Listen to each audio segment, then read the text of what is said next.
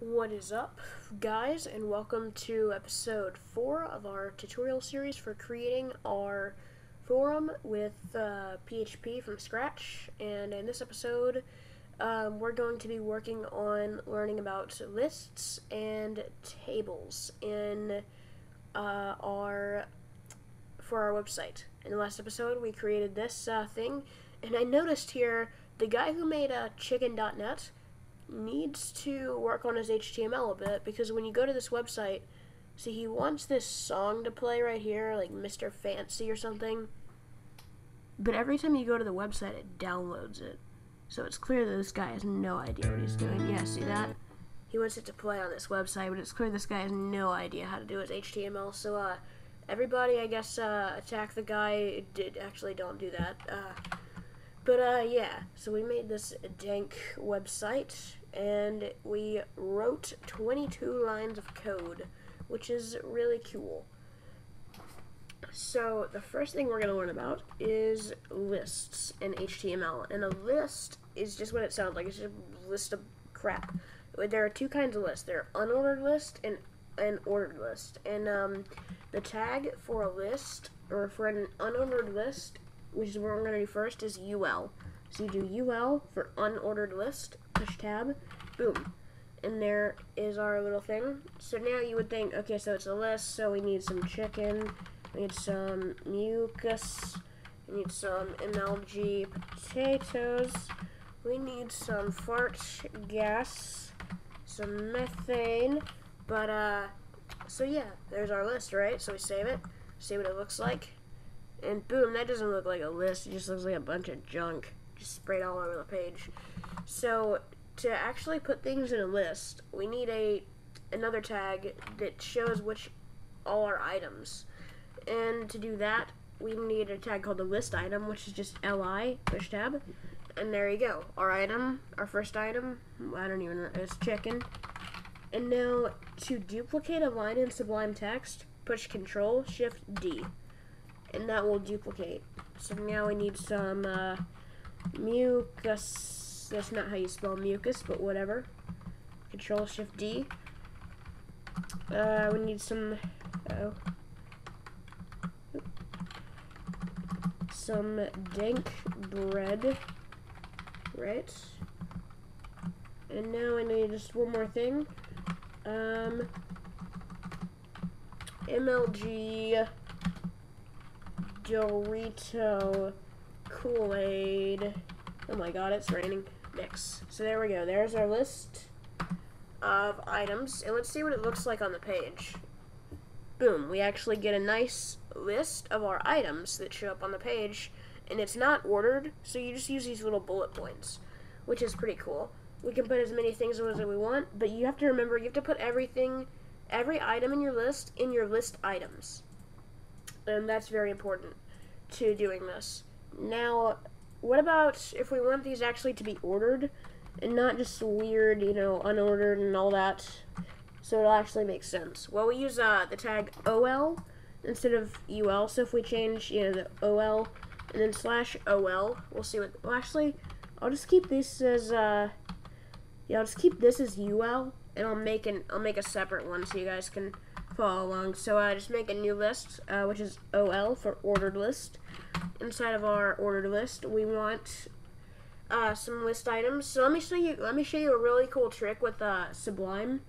Type LI and don't push tab. Type your asterisk, which is the little key on your keyboard. Obviously, when you hold Shift and push 8, you should get it. And now put a 4, and that means list item times 4. Now push tab. Boom. You see that? That's what we did when we installed Emmet. So the first item on here is going to be potatoes. The next item will be sandwiches. Next item could be Russian chocolate. And now last item, more potatoes. Save that. And let's see what it looks like. So we've got this list, and then we have this list, which is in order. You can see it automatically generates these numbers for us. Now, just a second. I want to see what this looks like if we do this attribute. I've never tried this. I just want to see what it looks like, and I guess you guys can see too. Save it. Let's see what this does. Border equals 1px. Absolutely nothing. That was useless. Never mind, guys. Okay. So that is pretty much the way you use lists in HTML. Super easy. And I'm going to show you guys another thing that I forgot to show in the last episode. So when you're writing this kind of code, the code may make a lot of sense to you, but as it gets more confusing and we get more code, oftentimes we want a way to sort of in the code explain what's going on so that way we can see it and still understand it. And in order to do that, we need something called comments. And comments let us put things in the code that don't show up on the website so we can keep track of it. So to do a comment, it's a really, really weird tag. Push your less than sign, exclamation point. Now push a dash dash. And now to close it, you do dash dash and then that. If you don't close it, you'll completely screw up all your code because it'll all be commented out. Now we can say anything here. So we'll say these are kinds of lists. And now if we save this and run our website, absolutely nothing happens, which is perfect. Because these comments are used to tell us it's used for us to keep track of our own code and for other web developers who are working with us to keep track of our code. What's interesting though is if we right click and go to view page source, we can actually, where is it? You can actually see the comment right here. Yeah, right here. It actually shows up in the source code of our page, which is pretty cool. So other people, you can hide little Easter eggs and things on your website if you use that. And the people who actually understand HTML and can read these comments can see the little Easter eggs you leave behind, which is pretty cool. So you may have the one that says do the Konami code, and then later on we might add some Konami code Easter egg to our website. It's a nice thing about comments. So comments, I recommend having them in your website to explain what's going on for yourself and for your web developers, for the sanity of everyone, which is nice. So now we're going to talk about tables, and tables are just a way to organize information. Like you may have, you've all used tables, I'm sure, in school before when you had to, like a science experiment where you talk about like the speed of this and the weight of that, you put them into a little table. Well, in HTML, there's oftentimes a lot of times when we want to organize information that goes on our website, like maybe someone's age and their name and their job. There's all kinds of things that we can do with tables. So you guys already know what the table tag is, which is literally just table. So we just type in table, and now I push tab, and we get this. Okay, and now tables have rows, and they have columns. So let me just Google this to give you an example. Oh my gosh, data table. We go to just an image. As you can, this is a data table. These are your rows, and these are your columns. And, your rows go this way. This is where the data is. And these are your columns, which are kinds of data. So, it's super easy. You guys have seen these before. So I'm going to show you how to make a table for your website real quick. So inside this, you want to create a row for your table. And to create a row, a table row, what do you think it is? It's tr. Tr, boom. Now we're gonna, inside our row, we need some data to put in it. So we maybe want to say, well, actually we'll create a few rows. Our table's gonna have 3 rows. If you can try to picture that in your head, you'll see what I mean though. So tr, tab, and then tr, tab, boom. There are your table rows, all 3 of them. Inside this row, we're gonna have some data. We need some data for our row, and to do data, you need some table data, which is td for a tag. So you do that. Now inside this, we'll write the word name. Now after that, we'll do td again, and inside here, we'll write the word age. And now, of course, we need it one more time inside this one. And we'll do, I don't know, occupation, so we can see, you know, who has what job. Save that, and let's just see what it looks like, I guess. So now well, it's not. Oh, wait a minute. Yeah, this is the wrong structure. Sorry, we don't need to do it like this. I'm a stupid. So we're going to. I got a little confused. What we're going to do is we're going to have different. We're going to have all three of these table datas inside of one table row. Sorry about that. So do table row, and a quicker way to do this is obviously to write table row and then, you know, your table datas. But if you write table row and then a greater than sign and then TD times 3 and push tab. This is emit, by the way. So we have a table row, and inside it we have 3 table datas. Push tab. You can see it generates it for us. So now we want to have name, we want to have age, and we want to have occupation. Save that. See what it looks like. So obviously we have all these 3, which is awesome. So we have our name, age, and occupation. Let's say we want to list some of these. So we want to create some rows for people. So you can just do this again, tr, inside of tr is td times 3, because I don't want to type this out. You don't want to type this out. You should get used to it, though. Like, I've been doing this for a few years, so I understand it. But if you're new to this, you want to really get used to doing something like that. So for our name, our first person will be, who can we do? We can do John Smith.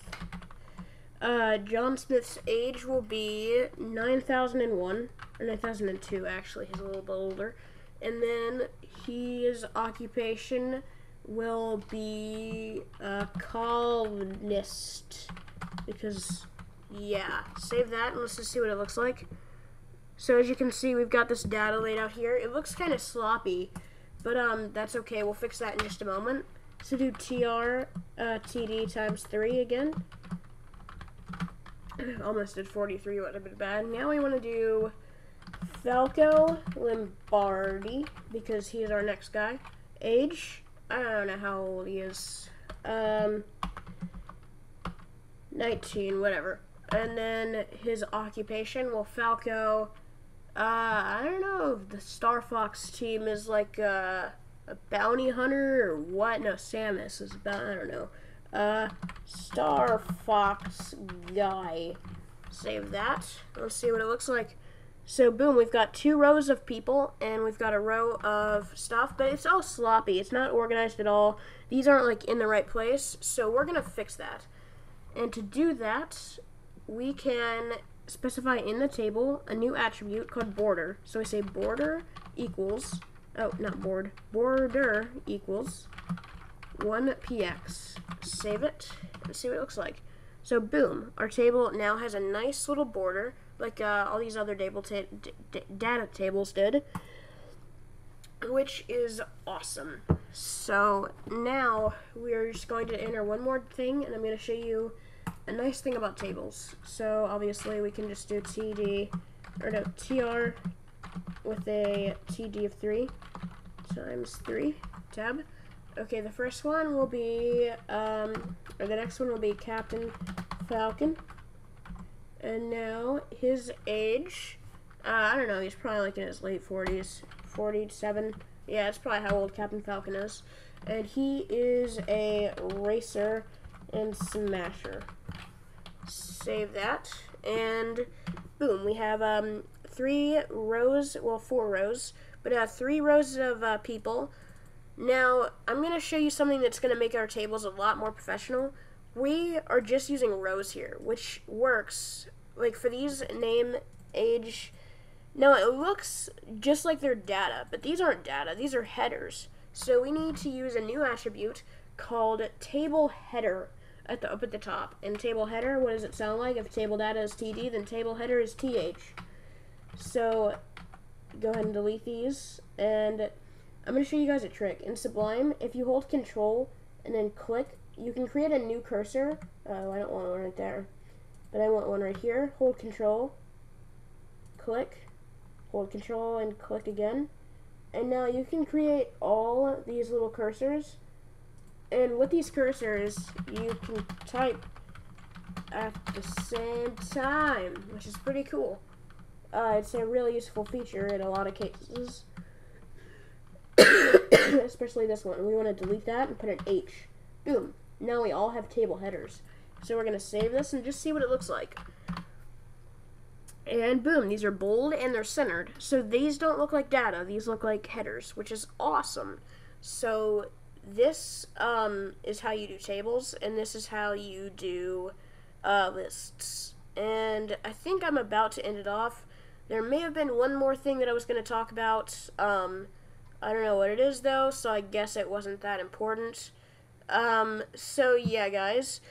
I hope you're enjoying the series so far. If you are, slap a like on it. Subscribe to keep up with all the series.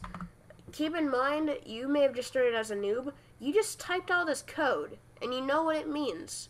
So you're like a super pro now, and like you're super cool because you just wrote all this like by yourself. So keep at it. You get good if you really like this kind of thing. If I'm going too fast with the tutorials, let me know in the comments. If I'm going too slow and you want me to pick it up, I will. But I hope you guys are really enjoying this series. I'm working hard to bring it out. And yeah, I'm having a lot of fun with it too. So until next time, guys, I'll see you in the next video.